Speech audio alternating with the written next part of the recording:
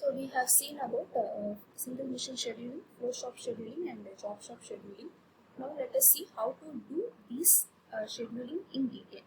So before going into that, let us see what are some basic terminologies in action scheduling. The first one is processing time. That is how much of time it is going to take for a particular job J to be processed. Okay, so that is your processing time. Say for example, I'm going to set in a cylindrical job, and what is the time it is going to take to complete a particular turning operation. Okay, say for example 3 minutes. So that is the processing time of that particular cylindrical job. 3 minutes it is going to take to complete the turning operation. Okay, so this processing time actually includes both the processing time as well as the setup time. That is the time taken to load the particular job into the lathe machine, set up the tool and actually start the operation. Okay, ready time. So what is ready time is, say for example in this particular machine or the lathe machine, job A is being processed. Okay, so I'm doing a turning operation in job A and job B is waiting. Okay, it say for example job A has entered the machine 1 at time 0. Okay, so it takes 3 minutes for job A to be completed. Okay, so only at the end of the 3rd minute the job B can get into the machine, lathe machine. Okay, so the ready time of job B is 3 minutes. Okay, so the job B actually arrives at the queue at the start of the job A, that is the 0th minute. Okay, but the job A will be completed only at the end of the 3rd minute. So for 3 minutes job B has to be waited before getting loaded into the lathe machine. So this waiting time is nothing but your ready time. Okay, so the ready time is the arrival time of the job. So the arrival time of the job is 0th minute minus the time at which the job is taken for processing. That is 3rd minute only it is getting loaded into the machine. Okay, the hypothetical assumption, that is the basic assumption here, is the ready time is 0. That is, as soon as the machine enters the queue, it is ready to get loaded into the job machine. So that is our assumption here. The next terminology is due date. Okay, so due date is from the perspective of the customer. Okay, say for example, I can manufacture a particular job A in 10 days. Okay, so the customer makes an order and he requests the jobs within 20 days. Okay, so your completion time here is 10 days, but the due date is 20 days. Okay, so what is the customer expecting from you? At the end of which period the customer expects the product to come to his hand, that is the due date. Okay, so this is specified by the customer.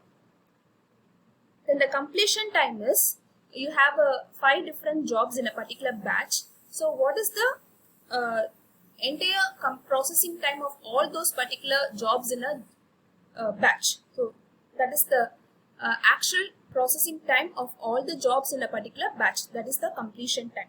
Okay, so the completion time is manufacturer dependent and the due date is customers dependent. So if you want to satisfy the customer, you have to provide the job, that is the completion time of the job should be less than the due date of the customer. Okay, so the completion time can be stated in different perspectives, that is flow time, lateness, tardiness. Okay, let us see what are those. Okay, the flow time is nothing but the completion time minus ready time. Actually, I told you that ready time is nothing but 0 in all the algorithms we are going to study now. Okay, so that is a basic assumption. So flow time is nothing but your completion time. Next one is lateness. Okay, so lateness, as name indicates, how much delay you are going to incur. Okay, so that is the difference between the actual completion time of the product and what is the due date you have promised to the customer. Say for example, I am going to complete the products within 10 days and I have promised the customer that I will give the product to him at the end of 20th day. Okay, so you are giving, you are actually satisfying the customer. That is, he has asked the product within 20 days, but you are delivering the product within 10 days. So customer is happy that you have given the product in advance. Okay, So here the lateness is negative. Okay, 10 minus 20 is minus 10. So if the lateness is negative, it means better service is achieved. Okay, customer is very happy. But if the customer has asked the product within 5 days, but you have delivered the product at the end of 10th day, then the customer will be very, very unhappy because you have not kept up your promise. You have promised to deliver the product within 5 days, but you have delivered it only at the end of the 10th day. So your lateness here is 5, which is positive.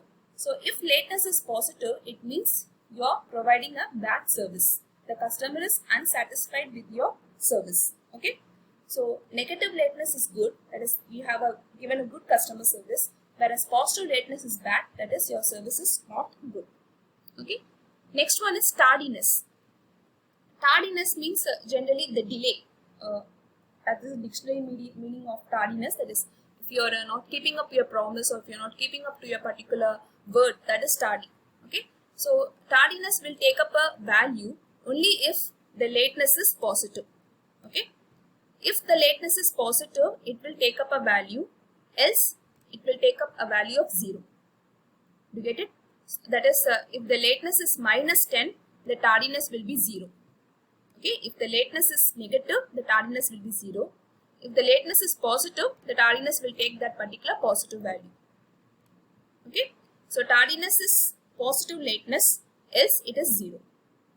Okay, that is, tardiness will take up a value only when the completion time is greater than the due date. Otherwise, it will take a value of 0. So these are the terminologies we should be getting familiar with production scheduling. Why we are, as I said before, scheduling is done in order to maximize certain performance measure, right? That is, we are going to find out what is the optimal order in which the job should be fed, such that certain performance measures are optimized. That is what the objective of production scheduling. So what are the performance measure we are talking about? Okay, so we have 5 different performance measure. The first one is mean flow time. Okay, so I'll be finding out the flow time of each job. Then add them together and find out the average, that is mean flow time. Similarly, mean tardiness is, I will be finding out the tardiness of each job, add them together and find out the average. Same way, the maximum flow time is, if I have 5 different jobs, out of those 5 jobs, which job is having a maximum flow time, that is maximum flow time. Similarly, maximum tardiness is, out of the 5 jobs, which is having the higher tardiness. Okay, and number of tardy jobs is how many, suppose say for example I am having 5 jobs, B, C, D and E. In these 5 jobs, when I find the tardiness, job A and B is having tardiness 0, C and D is having a tardiness of 5 and E is having a tardiness of 0. Okay, so my total number of tardy job is 2. Okay, so how many jobs is having tardiness? That is nothing but the number of tardy jobs. So A, B and E is having 0 tardiness. So these 3 are eliminated and only C and D are having tardiness. So number of tardy job is here is 2. Okay, so these are some of the performance measure which we are going to optimize. Yeah. Now let us see how to do single mission scheduling. Single mission scheduling requires only determining the sequence in which the job has to be fed into the mission. Because as I said before, there will be only one mission and the jobs waiting in the queue will require only a single operation, and all we need to find out is in what particular order these jobs has to be fed into that particular mission. Okay, so these are the assumption. So there will be independent jobs with single operation. As I said before, in case of processing time, setup time is also included in that processing time.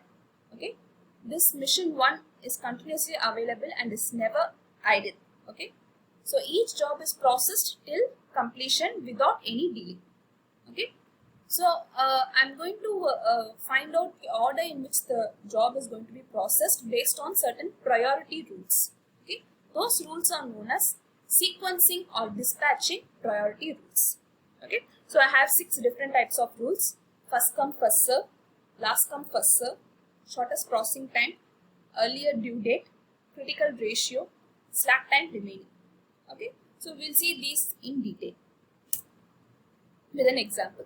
Okay, so consider this example. There are totally 5 jobs A, B, C, D, E, and the processing time and due date of those jobs are given in the table. And now we have to find out the optimal sequence, that is the correct sequence in which the job has to be assigned, such that certain performance measures are maximized. Okay, so they are not mentioned which performance measures are to be maximized. So we can find out any performance measure based on any 5 priority rules. Okay, let us start with the shortest processing time. As the name indicates, in this rule, I am going to arrange the jobs with the shortest processing order first. Okay, that is, the job with the shortest processing will be fed into the machine first. Okay, as you can see, the job C has the first shortest processing time. So C, I'm going to arrange in the ascending order of the processing time. That's all. So C, then D, then E, then A and B. So this is the order in which the job is going to be fed into the machine. Okay. So I've determined the sequence C, D, E, A and B. Okay, let me repeat again. What I've done is I've arranged the jobs in the ascending order of the processing time. Okay. So once I find the processing time, I'm going to write the corresponding due date. Okay. In between I have this flow time or the completion time, which is nothing but the cumulative value of the processing time. Okay, the order in which I'm going to feed into the machine. So the first one is 10, then 10 plus 16, that makes it 26. Okay, then 26 plus 18, that makes it 44. Then 44 plus 20, that makes it 64. Then 64 plus 30, that makes it 94. Okay, so I'm finding out the cumulative processing time in the order in which the job is going to be fed. Okay, that is nothing but your float time.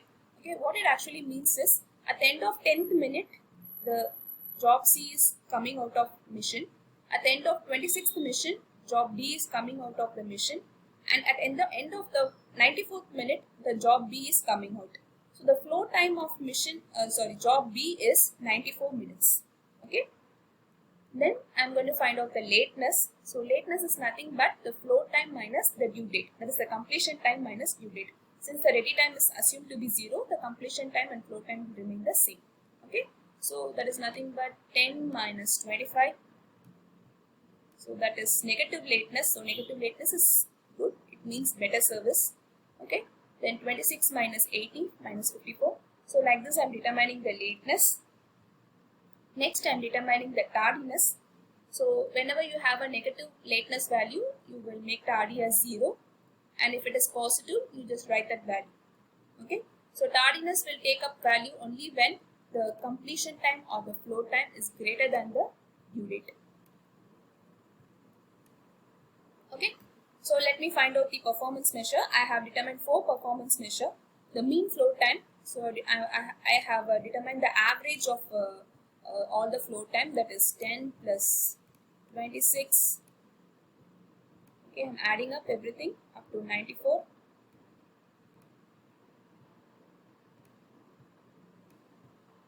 Divided by number of jobs, that is 5. Okay, so that is the mean flow time. Similarly, I have determined the mean tardiness, that is 0 plus 0 plus 0 plus 34 plus 44 divided by 5. Then maximum lateness. Okay, don't consider the negative lateness because negative lateness is a better service. So when I'm talking about maximum lateness, it means maximum positive value. And number of tardy jobs, as you can see, job A and B are having positive lateness, so they are the tardy jobs. So in total there are 2. So that's all about the shortest crossing